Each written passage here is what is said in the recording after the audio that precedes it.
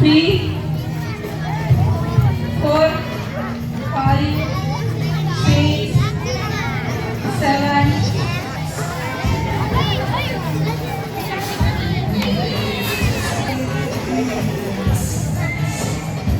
टाळ्यांच्या गजराने विद्यार्थ्यांना प्रोत्साहन द्यायचंय।